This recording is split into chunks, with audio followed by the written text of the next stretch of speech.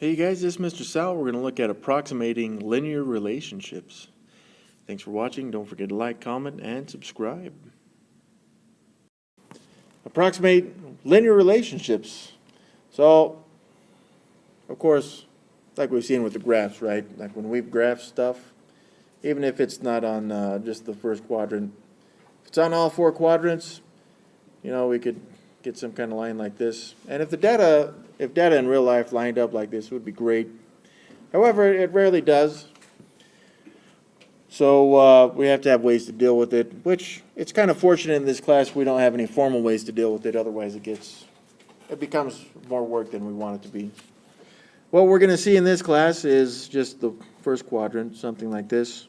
And a scatter plot is where the data is organized. Of course, it would be two variables, but maybe it's kind of scattered like this. So that's why they call it a scatter plot, because the data is scattered. But these have relationships like this one.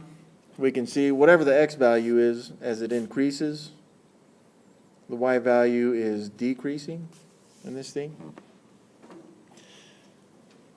So a scatter plot does kind of help us to make assumptions in terms of what the data is doing, which is why it's easy to manipulate it so that you can make people think whatever it is that you want them to think. The following is data for the first and second quiz scores for 7 students in a class. Plot the points in the grid below, then sketch a line that best fits the data. All right, we'll talk about that sketching the line stuff, and we're not asking for some kind of superb artistic abilities in this thing. In fact, what we really want you to do is eyeball that, but again, we'll get to that stuff, okay? All right, well, I guess I didn't need all that space, but we know this is the x-axis, and this is the y-axis, so we got to put these points on there, but there's something that's missing, which we need pretty bad, and that is values. Values of each line specifically. So to do this one, what I do is I kind of look at the highest value for both. So the x value is 47, the y value is 50. I think those are the two biggest ones I see. So I need my axes to go at least that high for both. Now, when we put a scale on these, which apparently we're doing this by hand, we have to make sure that the scale goes up evenly. Otherwise, you can manipulate people's brains, and once they find out about that, they don't like it very much. So we're going to keep this consistent. Let's see how many lines we got. No worries. So I was looking at these, right, and just these are 5 each. I don't have enough to make it go as high as 47 or 50 for either axis. So I've got to make these go up a little bit higher, and to do that, we'll make it some kind of easy value to work with. Of course, the first line always has to represent 0, or should, again, unless you're trying to mess people over a little bit, which is up to you, okay? I'm going to say that this is 10 right there, so that's 20. This would be 30, 40, 50. That's as high as I need to go in order to fit all this data. Same with the x-axis. That'll be 10, 20, 30, 40. And again, we only need to go as high as 50. All right. Well, let's look at this then a little bit closer so we can put these points on there. All right, so we're plotting these points, and we got x is 34. X is 34, which is this line, and it goes up to 42. 42 is this one, so there's that first point, this one. Next up, 32, 40. 32, 40, this one.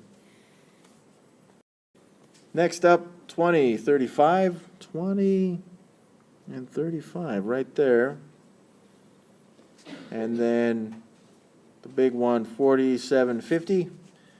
47, oh, where'd my line go? 40, 48, 50, there we go, right there. And then finally, no, not finally, we got 2 more. This one, 32, 43. All right, and that lines up. It's pretty close to that 32, 40 business. And then finally, we got 38, 45. Now, this isn't a ton of data, which is another way that you can manipulate people's brains. is if you just kind of pick and choose your data, which is also kind of messed up, but whatever.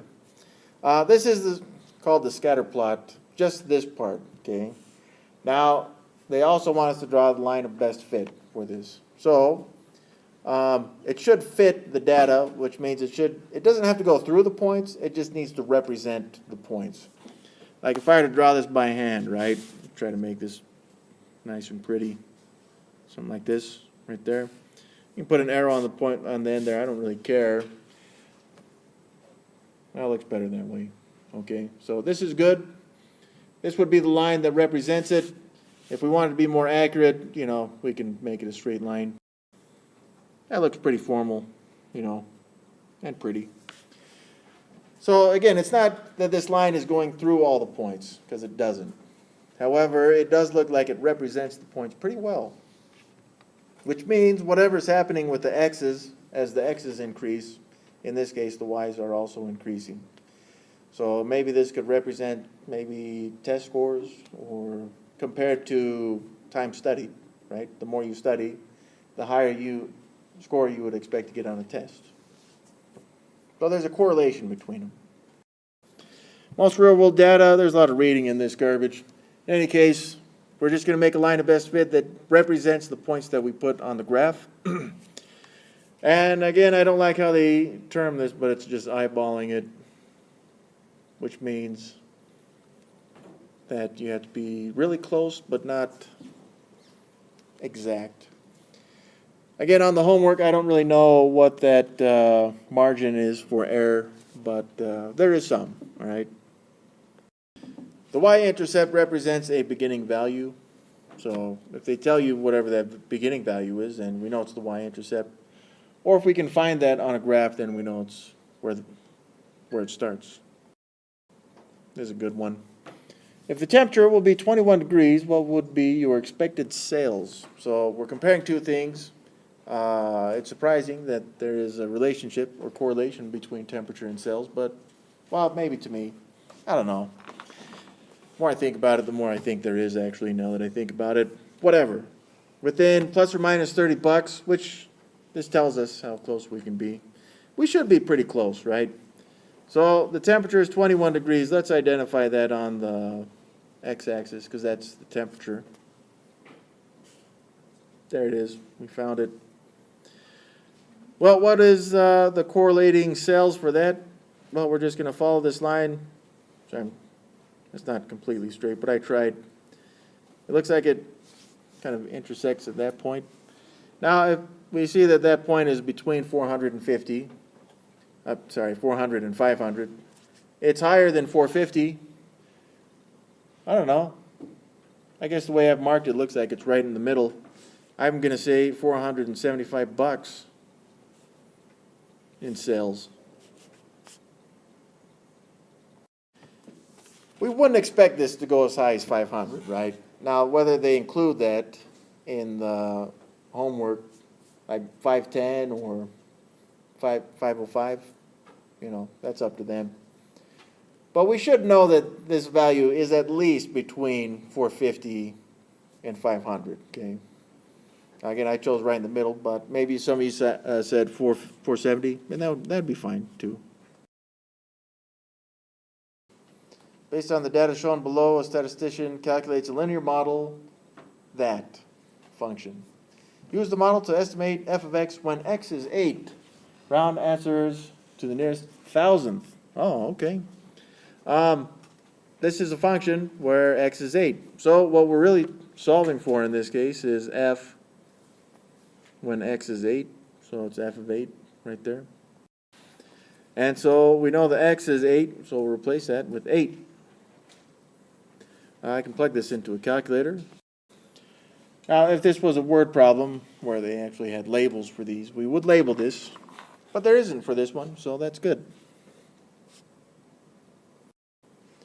Data on tuition and mid-career salary are collected from a number of universities and colleges.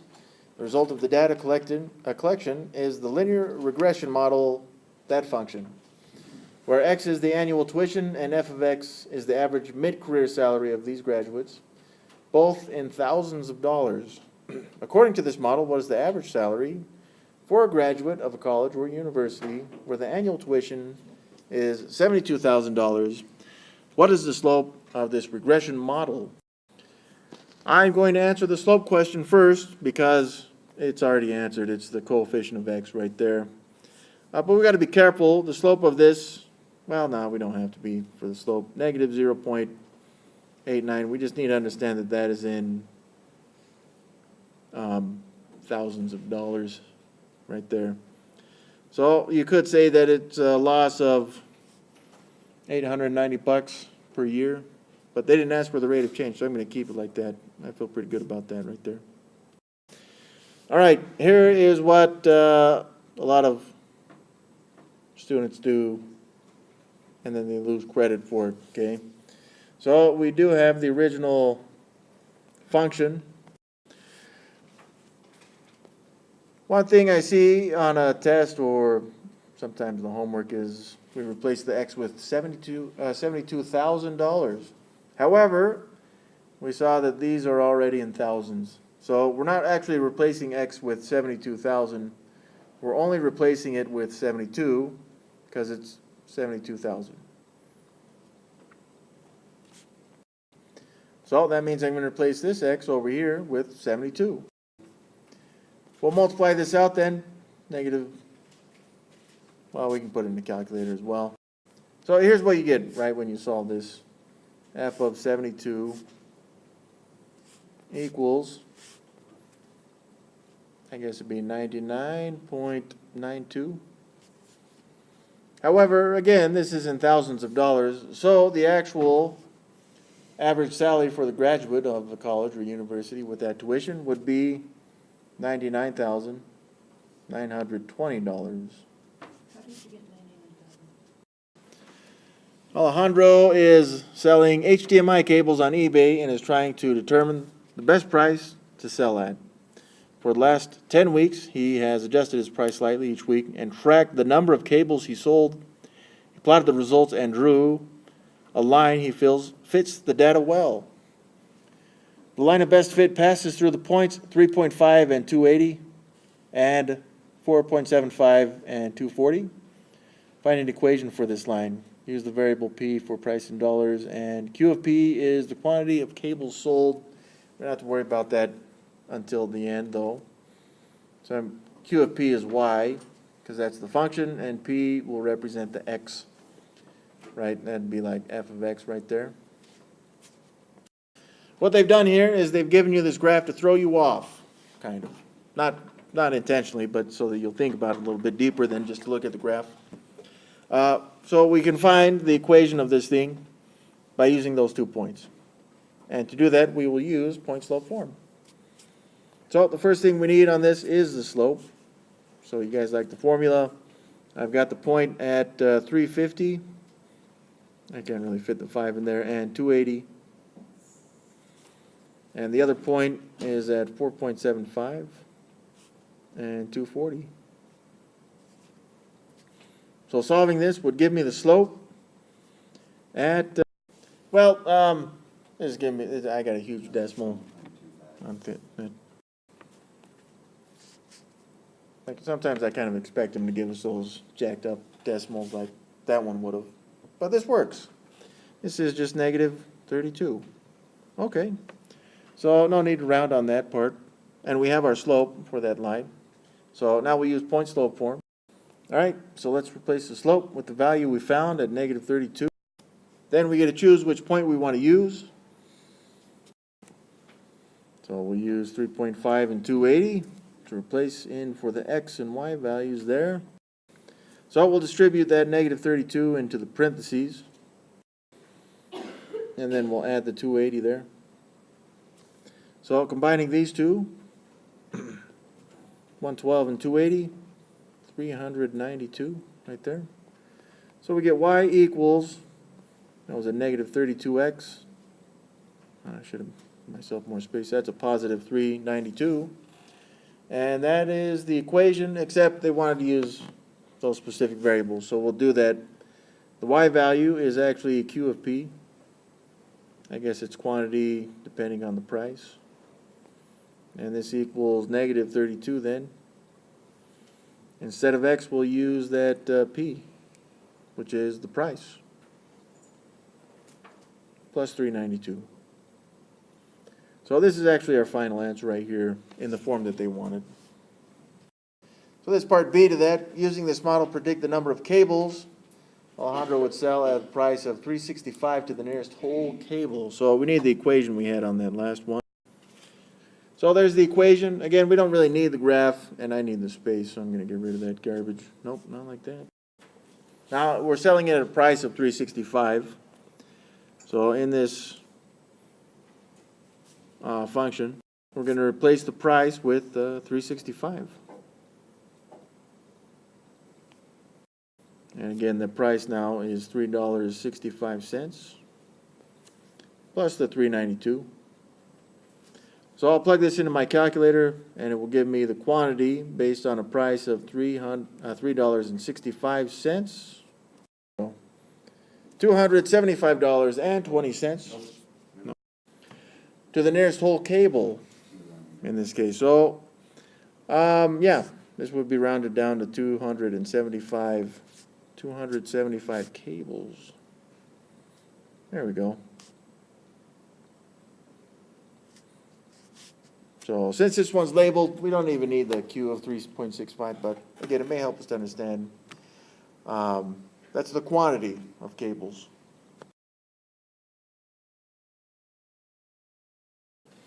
A hospital has been tracking the number of incidents of heart disease it treats each year for several years. The data is shown below. The data is approximately linear. Use the data from 2012 and 2015 to find an equation for the linear model. Use the variable t for years after 2010. So 2015 would be t equals 5, where n of t is the number of heart disease incidents. Okay, that's not too bad. What this means is that it gives us ordered pairs on these. So this would be t, which would be the x value in this case. And it's years after 2010, so this one would be, 2012 would be 2 years after 2010. And there were 74 incidents. The other point they want us to use is 2015, which they've already shown us is 5, and 92. Now the reason we need this, again, is because we're going to write the equation for this, just using these 2 years, which means these 2 years aren't even, we're not even going to use those two. So let's find the slope first, and we'll start with 274, and we'll go to 592. You could switch those around. This one's just going to give us two negatives on this. Negative 18 over negative 3, which would give us 6. Now, in context, this is 6 incidents increased per year. So we would expect an additional 6 every year on average. In any case, that's just our slope for now. So now we go to point slope form. All right, and yeah, we do have our slope again. It's 6. And then we just got to determine which point we want to use. All right, so we'll use this one. X is 2, Y is 74. Then we'll distribute the 6 into the parentheses. And from here, we're just going to combine our like terms. Y equals 6x, negative 12 plus 74 is a positive 62. And this is the equation, just in the general form though. But again, they want us to use that n of t stuff and then the t stuff. So we'll make this incidence based on the years in time. And then it'd be 6 times the time. We did it.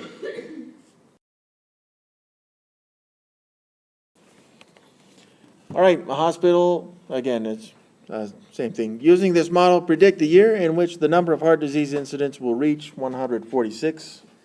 This is the actual incidence, which is n of t on this case. So we'll figure out the time. Now when we do that, we got to figure out what year it will be, because that's what they're actually asking for, is the actual year.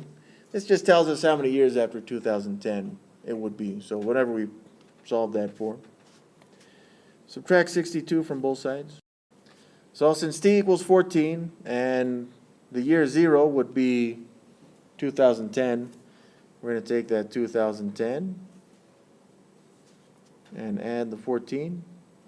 So the actual year would be 2024 is the year we would expect the number of heart disease incidents to be 146.